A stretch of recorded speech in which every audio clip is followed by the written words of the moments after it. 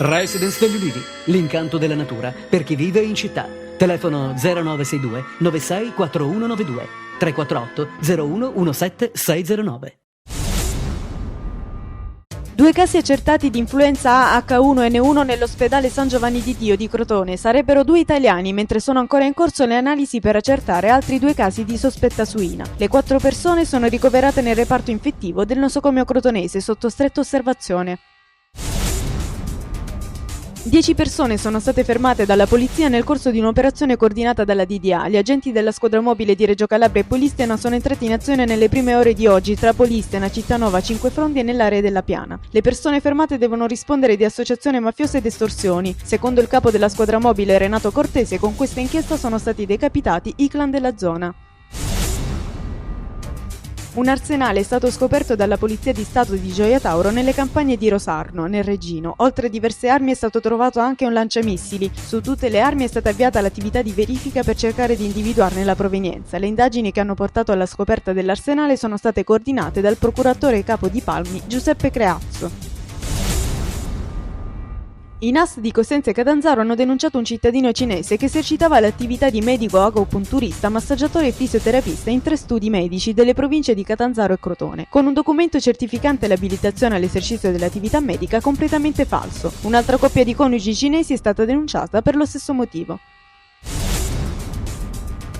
È morta ieri nella casa anziani della Fondazione Cuore Immacolato di Maria Rifugio delle Anime, da lei stessa voluta e costruita con i soldi delle offerte dei fedeli, Natuzza Evolo all'età di 85 anni. La famosa mistica di Paravati era malata da tempo e un blocco renale le è stato fatale. I funerali si svolgeranno domani pomeriggio alle 15 nel piazzale di fronte alla Fondazione. A celebrarli sarà il vescovo di Mileto Luigi Renzo. Sulla strada statale 106 Ionica finalmente qualcosa si muove. Il Ministero delle Infrastrutture risponde al prefetto di Crotone Luigi Varratta sugli interventi di messa in sicurezza di questo tratto stradale, annunciando la costituzione di un apposito osservatorio sulla 106 con compito di programmazione e di monitoraggio delle opere già finanziate e dei cantieri avviati. L'importo per gli interventi dell'ANAS è di 16 milioni e mezzo di euro. Aveva sangue calabrese nelle vene la componente delle Neobrigate Rosse Diana Blefari Melazzi, che si è impiccata ieri in carcere a Rebibbia dopo che nel pomeriggio le era stato notificato l'ergastolo della Cassazione per l'omicidio di Marco Biaggi. I nonni della Blefari infatti erano di Amendolare e la sua famiglia aveva vissuto per un periodo a Cosenza prima di trasferirsi a Roma. Se venissi rinviato a giudizio nel procedimento Why Not nel quale sono implicato, non mi presenterei di nuovo alle elezioni regionali, è quanto dichiarato a Gazzo Loiero durante Omnibus Weekend sulla 7. La nostra, ha continuato il governatore, è una regione difficilissima, sulla quale sembra ingiustamente che si siano riversati tutti i mali del mondo. Loiero inoltre ha sostenuto che potendo scegliere le alleanze opterebbe per l'UDC di Casini piuttosto che l'IDV di Di Pietro.